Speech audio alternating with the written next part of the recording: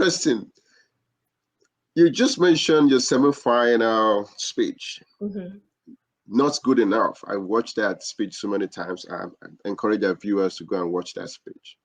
One of the things he did during the speech is using a new word, good enoughness. And three times you use this as a source of humor. Mm-hmm.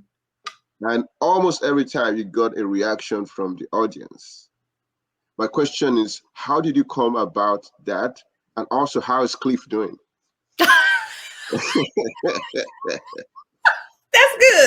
That is good. That's really good. Well, I kind of have a natural sense of humor. I have a natural ability to make people laugh.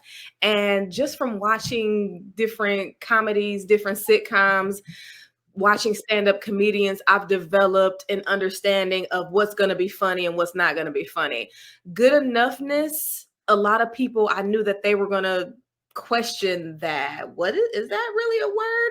And I decided to play with that. And I don't really know how to technically describe the strategy or that technique. I don't know what that is. We might have to call up Darren LaCroix because he's the humor specialist.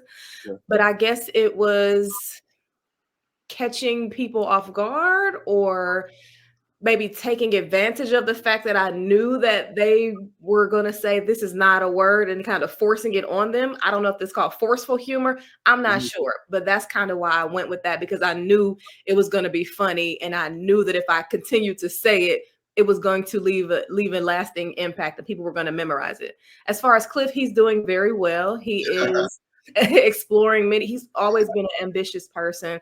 Now he's a firefighter. He spent some time in the Army, so he continues to be successful. And I thank him for not choosing me, because it gave me a great story, and the rest is history, as they would say.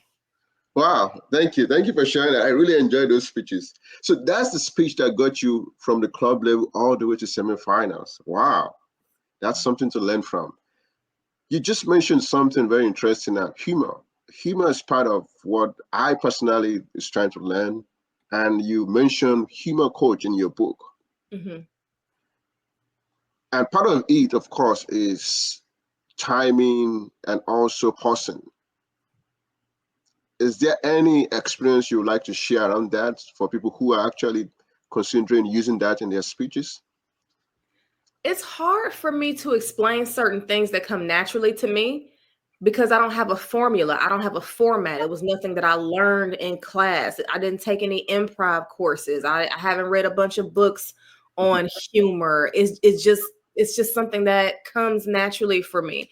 It's probably from watching a bunch of funny shows and watching funny videos, and watching comedians. I think humor is just something for me that comes naturally. So I don't know how to explain it very well.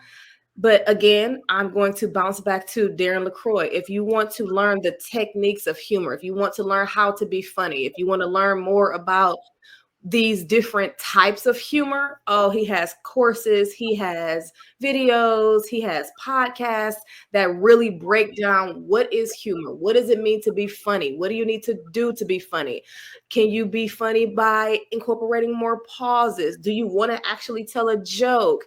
It's hard for me to explain that, because it comes naturally for me. I think about star athletes like LeBron James. When he first realized that he could dunk, probably at 13 or 14, I'm pretty sure it wasn't a science yet. I'm sure it is now, but then it was an art. He probably didn't understand how to explain the velocity and the speed and the different the scientific pieces of it, because I actually look at public speaking through the lens of art. It is an art to me. And if you ask an artist, well, how many brush strokes did it take you to create this masterpiece? It's like, I don't know. It was in my mind, so I just did it. Wow.